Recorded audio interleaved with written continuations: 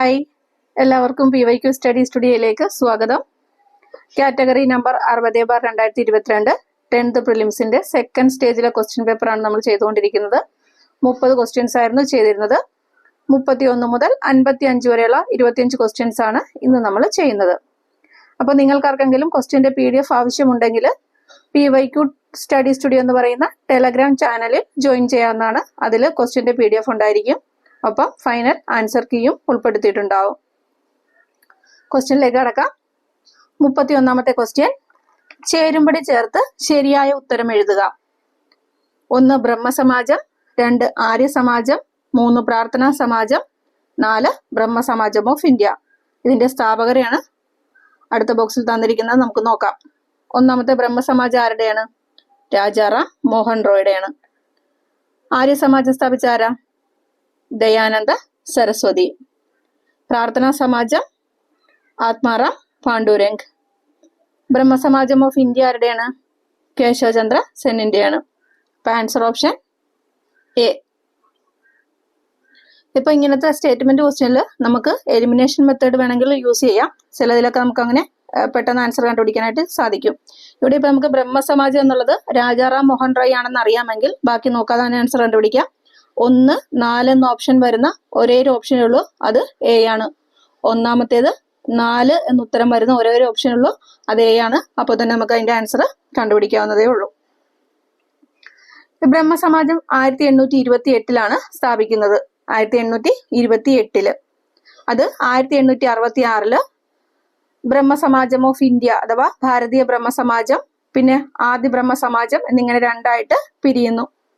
അതിൽ ആദി ബ്രഹ്മസമാജത്തിന് ദേവേന്ദ്രനാഥ ടാഗോറാണ് നേതൃത്വം നൽകിയത്. ഭാരതീയ ബ്രഹ്മസമാജം അഥവാ ബ്രഹ്മസമാജം ഓഫ് ഇന്ത്യക്ക് നേതൃത്വം നൽകിയത് ആരാ? അത് കേശവചന്ദ്ര സെൻ ആണ്. ആര്യ സമാജം സ്ഥാപിച്ചത് ദയാനന്ദ സരസ്വതിയാണ്. വർഷം എത്രയാണ്? 1875. ആര്യ സമാജം സ്ഥാപിച്ച വർഷം ഏതാണ്? 1875. അടുത്ത ക്വസ്റ്റ്യൻ നോക്കാം. ഇന്ത്യൻ നാഷണൽ കോൺഗ്രസ് ഗാന്ധിജിയുടെ നേതൃത്വത്തിൽ നടത്തിയ അവസാനത്തെ ബഹുജന സമരമായിരുന്നു ഏത്? ക്വിറ്റ് ഇന്ത്യ സമരം. ഓപ്ഷൻ ഡി, ക്വിറ്റ് ഇന്ത്യ സമരം. ഇന്ത്യൻ നാഷണൽ കോൺഗ്രസ് ഗാന്ധിജിയുടെ നേതൃത്വത്തിൽ നടത്തിയ അവസാനത്തെ ബഹുജന സമരമായിരുന്നു ക്വിറ്റ് ഇന്ത്യ സമരം. ക്വിറ്റ് ഇന്ത്യ ദിനം എന്ന? ആഗസ്റ്റ് 9. 1942 ആഗസ്റ്റ് 9 ആണ് ക്വിറ്റ് ഇന്ത്യ ദിനം. ഇനി ബർദോളി സത്യാഗ്രഹം നടന്ന എന്നാ? ബർദോളി സത്യാഗ്രഹം നടന്ന വർഷം 1928. ബർദോളി സത്യാഗ്രഹത്തിന് നേതൃത്വം നൽകിയത് സർദാർ വല്ലഭായ് പട്ടേൽ ആയിരുന്നു. ആരാണ് നേതൃത്വം നൽകിയത്? സർദാർ വല്ലഭായ് പട്ടേൽ. ഉപ്പു സത്യാഗ്രഹം നടന്ന എന്നാ? 1930. ഉപ്പു സത്യാഗ്രഹം വർഷം 1930. ഗാന്ധിജി ദണ്ഡി കടപ്പുറത്തേക്ക് യാത്ര ആരംഭിച്ചത് 1930 മാർച്ച് 12 സബർമതിയിൽ നിന്നും ദണ്ഡിയിലേക്ക് യാത്ര ആരംഭിച്ചത് 1930 മാർച്ച് 12. ദണ്ഡി കടപ്പുറത്ത് എത്തിച്ചേർന്നത് എന്നാ? അത് 1930 ഏപ്രിൽ 5 ദണ്ഡി കടപ്പുറത്ത് എത്തിച്ചേരുന്നത്. ഗാന്ധിജി ഉപ്പ് നിയമം ലംഘിച്ചത് 1930 ഏപ്രിൽ 6. ഉപ്പ് നിയമം ലംഘിച്ചത് എന്നാണ്? 1930 ഏപ്രിൽ 6. നിസ്സഹരണ സമരം ആരംഭിക്കുന്നത് എന്നാ? 1920. 1920 നിസ്സഹരണ സമരം ആരംഭിക്കുന്നത്. ഗാന്ധിജിയുടെ നേതൃത്വത്തിൽ ഇന്ത്യൻ നാഷണൽ കോൺഗ്രസ് നടത്തിയ ആദ്യ ദേശീയ പ്രക്ഷോഭമാണ് ഏത്? നിസ്സഹരണ സമരം. ഗാന്ധിജിയുടെ നേതൃത്വത്തിൽ ഇന്ത്യൻ നാഷണൽ കോൺഗ്രസ് നടത്തിയ ആദ്യ ദേശീയ പ്രക്ഷോഭമാണ് നിസ്സഹരണ സമരം എന്ന് പറയുന്നത്. അടുത്ത ക്വസ്റ്റ്യൻ നോക്കാം. സന്താൽ കലാപം നടന്ന വർഷം? സന്താൽ കലാപം നടന്ന വർഷം 1855, 56. Option B. 1855, 56 സന്താൽ കലാപം നടക്കുന്നത്. ബംഗാൾ, ബീഹാർ, ജാർഖണ്ഡ് എന്നീ സംസ്ഥാനങ്ങളിലായിട്ട് പരന്നു കിടക്കുന്ന രാജ്മഹൽ കുന്നുകളുടെ താഴ്വരയിൽ ജീവിച്ചിരുന്ന ഗോത്ര ജനതയാണ് ആര്? സന്താൾമാര്. ബംഗാൾ, ബീഹാർ, ജാർഖണ്ഡ് എന്നീ സംസ്ഥാനങ്ങളിലായിട്ട് പരന്നു കിടക്കുന്ന രാജ്മഹൽ കുന്നുകളുടെ താഴ്വരയിൽ ജീവിച്ചിരുന്ന ഗോത്ര ജനതയാണ് സന്താൾമാര്. സന്താൾ കലാപത്തിന് നേതൃത്വം കൊടുത്തത് ആരൊക്കെയായിരുന്നു? സിദ്ധുവും കാനുവും. ആരൊക്കെയാണ് നേതാക്കളായിരുന്നു? ആരൊക്കെയാണ്? സിദ്ധുവും കാനുവും. സന്താൾ കലാപത്തെ കുറിച്ച് പ്രതിപാദിക്കുന്ന രണജിത്ത് ഗുഹ രചിച്ച കൃതിയാണ് ഏത്? Elementary aspects of peasant insurgency എന്ന് പറയുന്നത്. സാന്താൾ കലാപത്തെ കുറിച്ച് പ്രതിപാദിക്കുന്ന രണജിത്ത് ഗുഹ രചിച്ച കൃതിയാണ് elementary aspects of peasant insurgency എന്നുള്ളത്. അടുത്ത ക്വസ്റ്റ്യൻ നോക്കാം. ഇന്ത്യൻ ദേശീയ പ്രസ്ഥാനത്തിന്റെ നഴ്സറി എന്നറിയപ്പെടുന്ന പ്രദേശം ഏതാണ്? ബംഗാള്. ഇന്ത്യൻ ദേശീയ പ്രസ്ഥാനത്തിന്റെ നഴ്സറി എന്നറിയപ്പെടുന്ന പ്രദേശമാണ് ബംഗാൾ. അടുത്ത ക്വസ്റ്റ്യൻ. ഇന്ത്യൻ നാഷണൽ കോൺഗ്രസിന്റെ പ്രസിഡന്റ് സ്ഥാനം അലങ്കരിച്ച ഏക മലയാളി ആരായിരുന്നു? ഇന്ത്യൻ നാഷണൽ കോൺഗ്രസിന്റെ പ്രസിഡന്റ് സ്ഥാനം അലങ്കരിച്ച ഏക മലയാളിയാണ് ആര്? ചേറ്റൂർ ശങ്കരൻ നായർ അഥവാ സി ശങ്കരൻ നായർ. 1897 അമരാവതി സമ്മേളനത്തിലാണ് ഇദ്ദേഹം അധ്യക്ഷ സ്ഥാനം വഹിക്കുന്നത്. 1897 അമരാവതി സമ്മേളനത്തില്. ഇനി INC സമ്മേളനത്തിൽ പങ്കെടുത്ത ആദ്യ മലയാളി ആരാണ്? അങ്ങനെ ചോദിച്ചാൽ ആരാ ഉത്തരം? അത് ബാരിസ്റ്റർ GP പിള്ള. INC സമ്മേളനത്തിൽ പങ്കെടുത്ത ആദ്യ Malayali barrister GP പിള്ളയാണ്.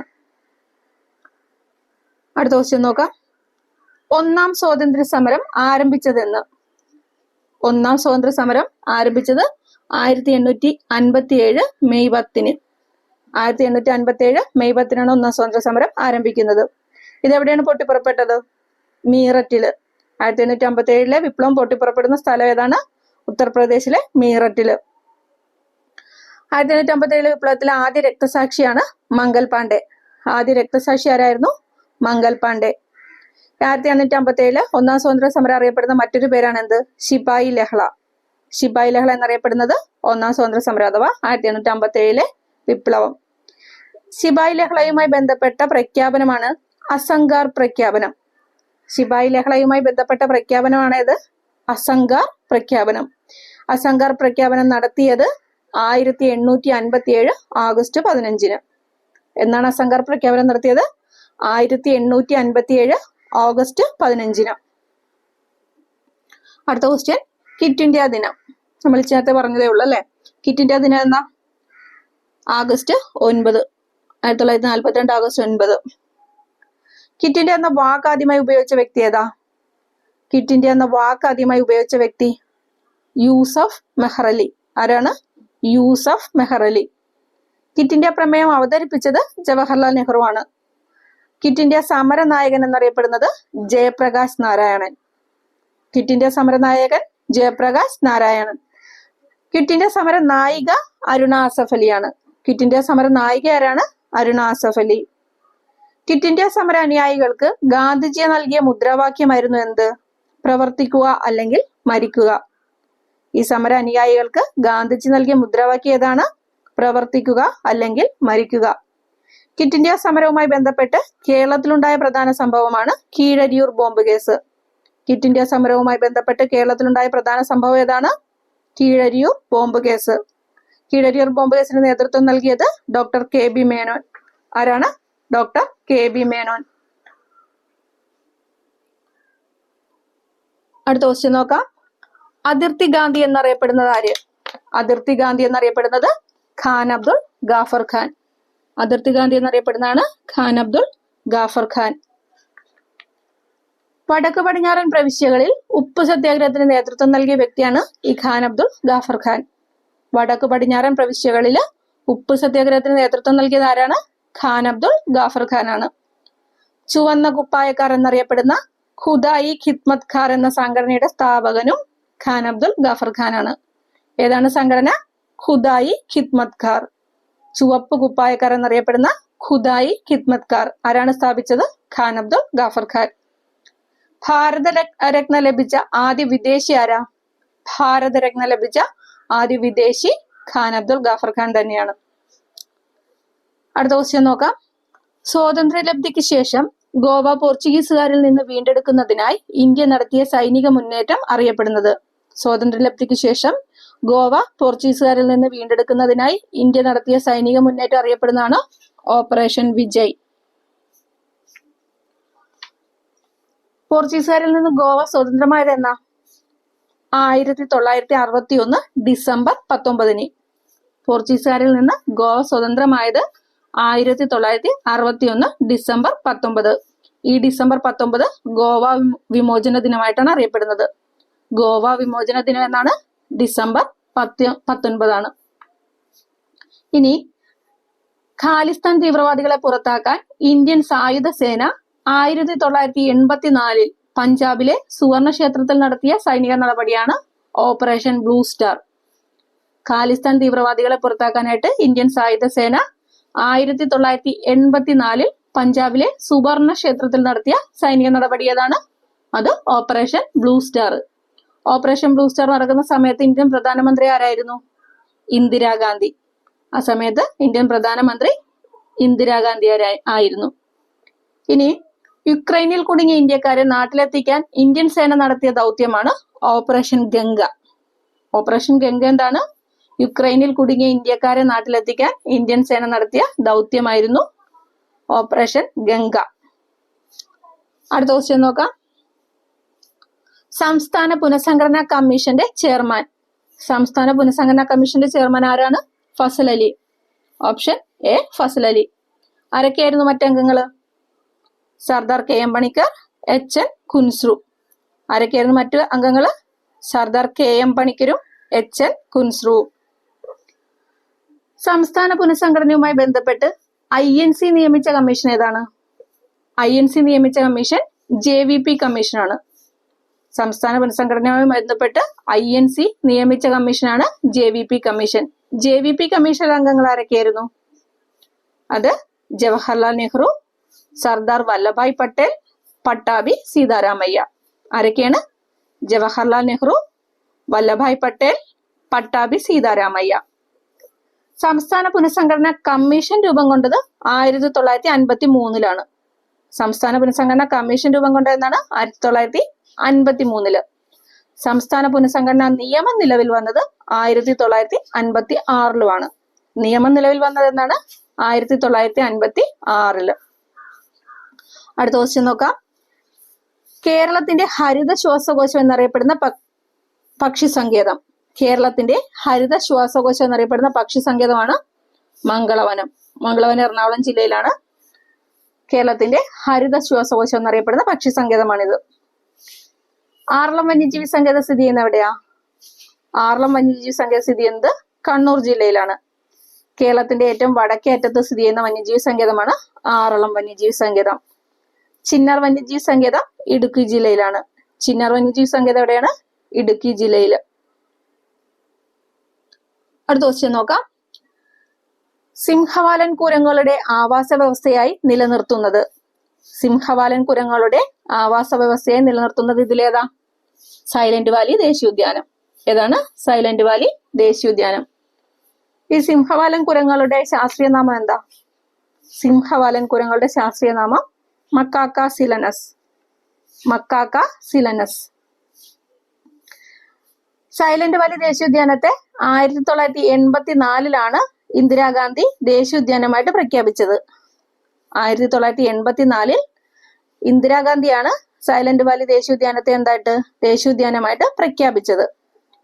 1985 September 7 Rajeev ഗാന്ധിയാണ് ഉദ്ഘാടനം ചെയ്യുന്നത്. ഉദ്ഘാടനം ചെയ്ത ആരാണ്?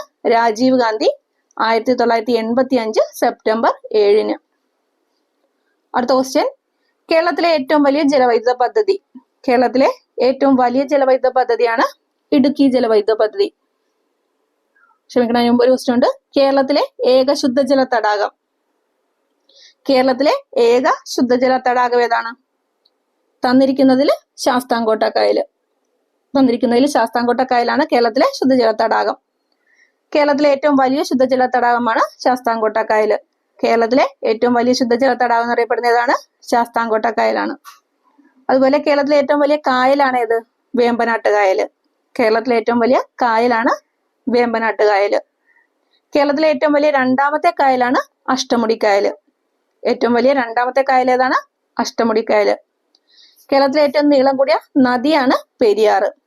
കേരളത്തിലെ ഏറ്റവും നീളം കൂടിയ നദി ഏതാ? പെരിയാർ. അടുത്ത ക്വസ്റ്റ്യൻ ആണ്. കേരളത്തിലെ ഏറ്റവും വലിയ ജലവൈദ്യുത പദ്ധതി. ഇടുക്കി. ഇടുക്കി ജലവൈദ്യുത പദ്ധതിയാണ് കേരളത്തിലെ ഏറ്റവും വലിയ ജലവൈദ്യുത പദ്ധതി. കേരളത്തിലെ ആദ്യ ജലവൈദ്യുത പദ്ധതിയാണ് പള്ളിവാസൽ. കേരളത്തിലെ ആദ്യ ജലവൈദ്യുത പദ്ധതി പള്ളിവാസൽ 1940 നിലവിൽ വരുന്നത്. പള്ളിവാസൽ സ്ഥിതി ചെയ്യുന്നത് മുതിരമ്പുഴയിലാണ്. കേരളത്തിലെ ഏറ്റവും വലിയ അണക്കെട്ടാണ് ഏത്? മലമ്പുഴ. കേരളത്തിലെ ഏറ്റവും വലിയ അണക്കെട്ടാണ് മലമ്പുഴ. ഭാരതപ്പുഴയിലാണ് മലമ്പുഴ സ്ഥിതി ചെയ്യുന്നത്. 1955 ഉദ്ഘാടനം ചെയ്യുന്നത്. കേരളത്തിലെ ഏറ്റവും വലിയ അണക്കെട്ടാണ് മലമ്പുഴ. ഭാരതപ്പുഴയിലാണ് സ്ഥിതി ചെയ്യുന്നത്. 1955 ഉദ്ഘാടനം ചെയ്തത്. അടുത്ത ക്വസ്റ്റ്യൻ, മത്സ്യബന്ധനം ഏറ്റവും കൂടുതലുള്ള ജില്ല. മത്സ്യബന്ധനം ഏറ്റവും കൂടുതലുള്ള ജില്ല ആലപ്പുഴ. മത്സ്യബന്ധനം ഏറ്റവും കൂടുതലുള്ള ജില്ല ആലപ്പുഴ. ഉൾനാടൻ മത്സ്യത്തൊഴിലാളികൾ ഏറ്റവും കൂടുതലുള്ള ജില്ല ഏതാ? ഉൾനാടൻ മത്സ്യത്തൊഴിലാളികൾ ഏറ്റവും കൂടുതലുള്ള ജില്ല എറണാകുളം. എന്നാൽ കടലിനെ ആശ്രയിച്ച് കഴിയുന്ന മത്സ്യത്തൊഴിലാളികൾ ഏറ്റവും കൂടുതലുള്ള ജില്ല തിരുവനന്തപുരമാണ്. കടലിനെ ആശ്രയിച്ച് കഴിയുന്ന മത്സ്യത്തൊഴിലാളികൾ ഏറ്റവും കൂടുതലുള്ള ജില്ലയാണ് തിരുവനന്തപുരം. അടുത്ത ക്വസ്റ്റ്യൻ, കേരളത്തിലെ ഏക ചന്ദന നിർമ്മാണ ഡിവിഷൻ. കേരളത്തിലെ ഏക ചന്ദന നിർമ്മാണ division Marayur. Option C Marayur. പ്രാചീന ചരിത്രാവശിഷ്ടങ്ങളായ തൊപ്പിക്കല്ല്, കൂടക്കല്ല് എന്നിവയൊക്കെ കണ്ടെത്തിയ പ്രദേശമാണ് ഈ മറയൂര്. പ്രാചീന ചരിത്രാവശിഷ്ടങ്ങളായ തൊപ്പിക്കല്ല്, കൂടക്കല്ലൊക്കെ കണ്ടെത്തിയ പ്രദേശം ഏതാണ്? മറയൂര്. അതുപോലെ മുനിയറകൾ കാണപ്പെടുന്ന പ്രദേശവും മറയൂരാണ്. മുനിയറകൾ കാണപ്പെടുന്ന പ്രദേശം ഏതാണ്? മറയൂര്. കേരളത്തിലെ മെഴുകു മ്യൂസിയം സ്ഥിതി ചെയ്യുന്നതാണ് തേക്കടിയിൽ. കേരളത്തിലെ മെഴുകു മ്യൂസിയം സ്ഥിതി ചെയ്യുന്നത് എവിടെയാണ്? തേക്കടിയിലാണ്. എന്നാൽ ഇന്ത്യയിലെ ആദ്യ ടീ മ്യൂസിയമായ നല്ലതണ്ണി സ്ഥിതി ചെയ്യുന്നതാണ് മൂന്നാറില്. ഇന്ത്യയിലെ ആദ്യ ടീ മ്യൂസിയമായ നല്ലതണ്ണി സ്ഥിതി ചെയ്യുന്നത് എവിടെയാണ്? മൂന്നാറിലാണ്. ഇന്ത്യയിലെ ആദ്യ തേക്ക് മ്യൂസിയം സ്ഥിതി ചെയ്യുന്നത് എവിടെയാ? ഇന്ത്യയിലെ ആദ്യ തേക്ക് മ്യൂസിയം സ്ഥിതി ചെയ്യുന്നത് നിലമ്പൂരില്. ഇന്ത്യയിലെ ആദ്യ തേക്ക് മ്യൂസിയം എവിടെയാണ്? നിലമ്പൂരിലാണ്. അടുത്ത ക്വസ്റ്റ്യൻ നോക്കാം. കേരളത്തിൽ ഏറ്റവും കൂടുതൽ പട്ടണങ്ങളുള്ള ജില്ല ഏത്? കേരളത്തിൽ ഏറ്റവും കൂടുതൽ പട്ടണങ്ങളുള്ള ജില്ല എറണാകുളം. Option C Ernakulam. 48ാമത്തെ ക്വസ്റ്റ്യൻ, കേരളത്തിലെ ഏറ്റവും നീളം കൂടിയ നദി. കേരളത്തിലെ ഏറ്റവും നീളം കൂടിയ നദിയാണ് ഏത്?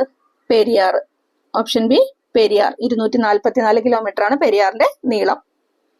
പെരിയാർ എവിടുന്ന് ഉത്ഭവിക്കുന്നത്? ശിവഗിരി മലയിൽ നിന്നാണ് ഉത്ഭവിക്കുന്നത്. അടുത്ത ക്വസ്റ്റ്യൻ, കേരളത്തിലെ ഏറ്റവും കൂടുതൽ ജനസംഖ്യയുള്ള ജില്ല ഏത്? കേരളത്തിലെ ഏറ്റവും കൂടുതൽ ജനസംഖ്യയുള്ള ജില്ല ഏതാണ്? മലപ്പുറം ജില്ല. ഏറ്റവും കൂടുതൽ ജനസംഖ്യയുള്ള ജില്ല മലപ്പുറം ജില്ല. ഏറ്റവും കുറവ് ജനസംഖ്യയുള്ള ജില്ല വയനാട്. ഏറ്റവും കുറവ് ജനസംഖ്യയുള്ള ജില്ല വയനാട്. ജനസംഖ്യയിൽ 2ാം സ്ഥാനത്തുള്ള ജില്ല ഏതാ? ഏറ്റവും കൂടുതൽ ജനസംഖ്യയുള്ള 2ാമത്തെ ജില്ല അത് തിരുവനന്തപുരം. 50ാമത്തെ ക്വസ്റ്റ്യൻ, സംസ്ഥാനത്ത് 8നും 18നും ഇടയിലുള്ള കുട്ടികൾക്ക് നീന്തൽ പരിശീലനം നൽകാൻ കേരള സർക്കാർ നടപ്പിലാക്കിയ പദ്ധതി ഏതാണ്? 8നും 18നും ഇടയിലുള്ള കുട്ടികൾക്ക് നീന്തൽ പരിശീലനം നൽകാനായിട്ട് കേരള സർക്കാർ നടപ്പിലാക്കിയ പദ്ധതിയാണ് സ്പ്ലാഷ്. Option D splash.